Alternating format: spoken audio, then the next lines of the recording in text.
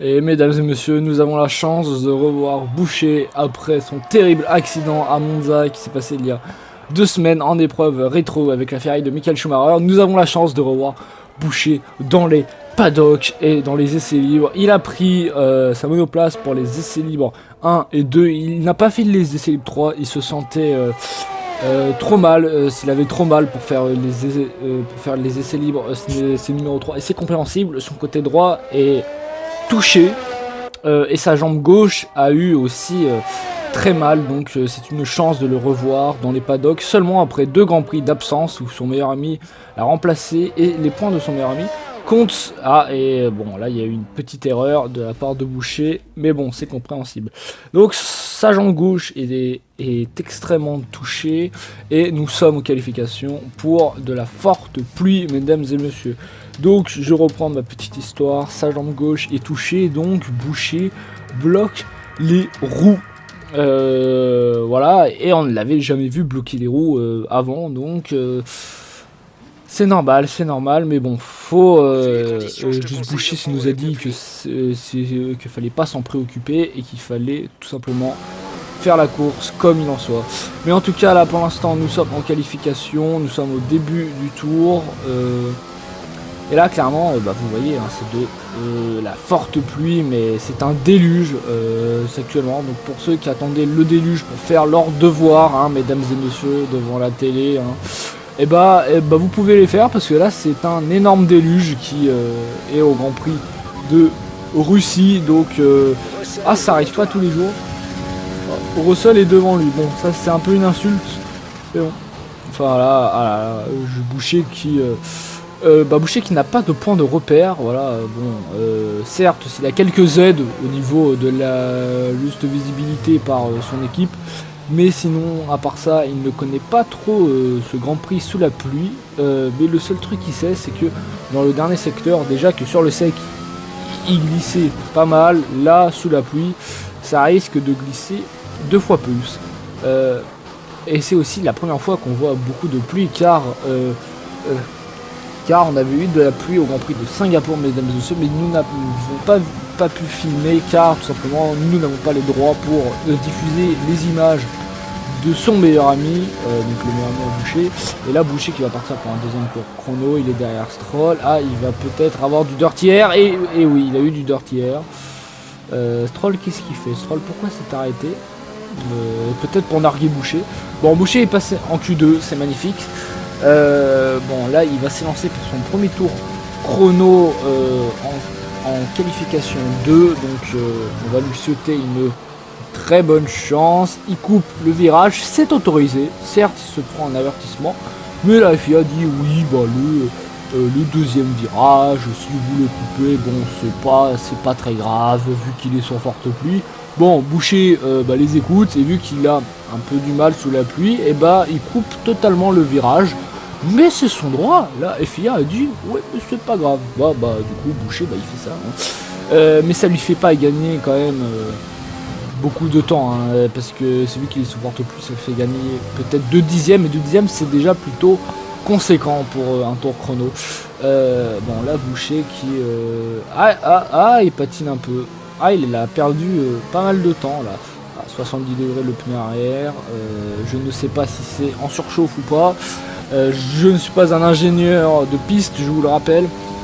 Là Boucher qui va terminer son chrono. Je pense qu'il va refaire une autre tentative, parce que là après ce mini patinage qu'il a eu, je pense qu'il va s'élancer. Donc là je pense qu'il régule un peu, voilà, pour économiser un peu le carburant. Même si on le voit pas mal attaquer quand même. Voilà, là je pense qu'il va s'élancer pour un deuxième tour. Donc déjà on va voir déjà quelle est la place qu'il va prendre.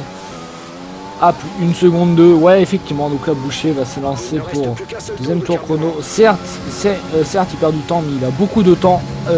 Va récupérer là où il a patiné. Boucher qui s'élance pour le freinage, qui coupe le virage car c'est autorisé, je vous le rappelle. Il est toujours à 2 dixièmes. de son score et il va passer la 8, ce qui va perdre encore plus de temps, mais bon ça je pense que c'est pour avoir plus d'appui et pas se faire surprendre car c'est très glissant, voilà, et en plus avec son côté droit, ce qui le gêne énormément. Ah, secteur 1 en violet, petit avertissement, oh, 3 dixièmes de gagner pour l'instant. Ah, c'est plutôt un bon tour là ce qu'il est en train de nous faire, voilà, parce qu'il doit passer en Q3, hein. Hop. Ah oui, bah là il passe plutôt bien. Et combien de temps va-t-il gagner? Ah oui, plus d'1 seconde 5 il va gagner. C'est plutôt conséquent, donc je pense que vous pouvez comprendre pourquoi s'il a décidé d'en refaire un deuxième. Je crois que la pole était à 1 seconde 2, là il a 1 seconde 6. Peut-être le premier temps pour cette Q2, ce qui serait fantastique de voir Boucher avec le premier temps en Q2. Certes la qualification juste qui vaut le plus c'est la Q3, mais le voir faire peut-être le deuxième chrono, peut-être rassurant au niveau de la course. Et là, l'un des derniers freinages, on va passer pour une dernière accélération. Il bloque les roues, il reste dans les trajectoires, et oui, pôle provisoire. Et là nous sommes en Q3, là Boucher qui va s'élancer. Alors Boucher qui a des pneus. En fait, Boucher s'est fait avoir, tout simplement, il avait 2 trains de pneus à disposition pour cette Q3, sauf qu'il a utilisé les 2 et n'a pas pu prendre le 3e, donc c'est bizarre. Sûrement un problème au niveau de la FIA, alors pour ceux qui n'ont pas compris, c'est juste un bug. Donc c'est pas grave, Boucher va essayer de faire un joli tour, de faire peut-être 2 jolis tours, vu qu'on a vu que bon là il va se calmer au niveau du coupage de la piste, car la FIA lui a quand même dit que la prochaine fois qu'il coupait sévère, ça allait mal se passer. Oh, et Ricardo qui va laisser passer Boucher, ça c'est un très beau geste de la part. Et non, mesdames et messieurs, je me suis trompé, c'est déjà le deuxième tour. Alors je pense que le premier tour, Boucher... bah non, pourtant Boucher a fait deuxième. Bon, c'est bizarre. Je me suis trompé, bon, c'est pas grave. Bon, là on se retrouve pour le deuxième tour. Donc la pole est à 2 dixièmes.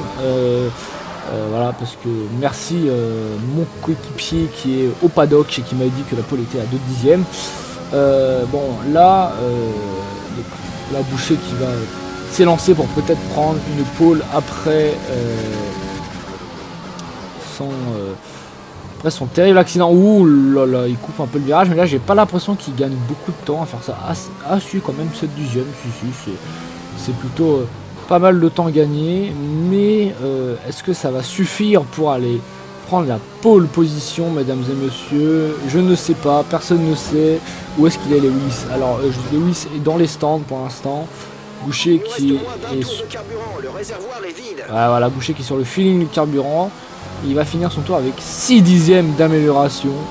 Meilleur tour en 1.46. C'est Boucher qui va s'élancer pour un 3e tour. Ah non, Boucher s'est fait surprendre. Il n'a plus de temps. Il est 2e, non.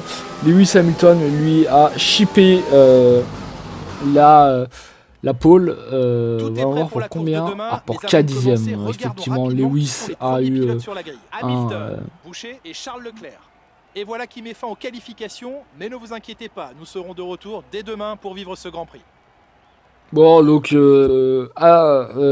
demain 14 h pour voir le magnifique Grand Prix de Russie.